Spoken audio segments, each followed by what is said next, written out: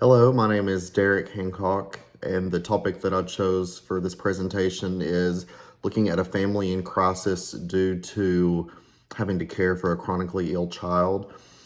I chose this because of my work experience. I am a pediatric respiratory therapist that deals with patients or pediatric patients that are on home ventilators, and so they're medically fragile. It's long-term care. So I'm interacting with these families and parents on a daily basis. So I felt like this is something that I could dive more into and share with you all. So the first thing I would like to talk about is expectations versus experience for the parents. Going into it, their expectations may be one way because their child has either been put on a ventilator in the hospital for some reason, or they're born early and they've been on a ventilator since birth. Regardless of that type of situation, they're trained in the hospital. We try to prepare them for what to expect and to try to prep them as much as we can to have a good experience and transition at home. And oftentimes it's very stressful, as it would be for anybody. That anticipated home life change can make or break some people. So you really have to be on the same team and in it together. So that's the first thing I wanted to mention. The second thing is the expenses. As everyone knows, money is a big issue for couples. The financial burden of having to care for a chronically ill child is massive.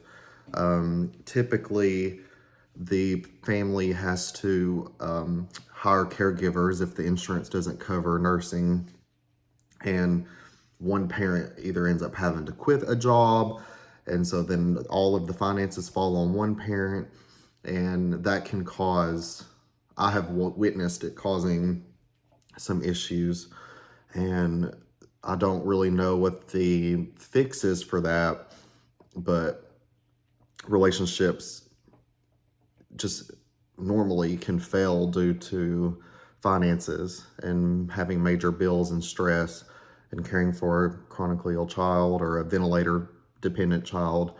It will escalate that even more.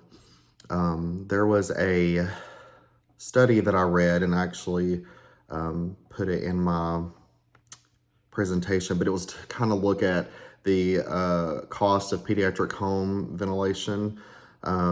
It's for the pediatric pulmonology for Wiley Online. And basically, it talks about, the conclusion was that most healthcare costs were due to family caregiving costs. More dependent children incur higher costs. So the financial burden to family caregivers is substantial and needs to be considered when looking at like future policy decisions. It's really sad for that it falls on the family. The next thing I would like to mention is the emotional experience, and especially when it comes to end of life. Each parent might experience things differently. It's a very difficult life to live, having to care for your child that's fragile. There's no one way to do it. Everybody has different experiences, but typically, whenever you're nearing end of life, these kids that are on ventilators oftentimes pass away, and the decision to stop care is such a big relationship or a burden on the relationship, because one parent may feel one way. I have witnessed where one was ready to end care and the other one wasn't ready to give up, and it puts you in a very difficult situation. And I don't really know the answer to that other than seeking like biblical counseling. From a Christian standpoint, I would recommend just to pray and to seek Christ and to try to find a support system within a church, because that's just not an easy decision no matter what. But to make it a little bit easier, I've seen the mood swings change. dramatically when a child is being cared for. The parents end up fighting. It's really sad. It's an unfortunate situation. There was another study that I put in my outline, and it was Life with Pediatric Home Ventilation. Basically, it was talking about there were 20 families that were interviewed, and basically all of the families said that their expectations were not met, and that by the time they got home, the stress levels just escalated and they were not prepared for it. And the success of that transition was difficult.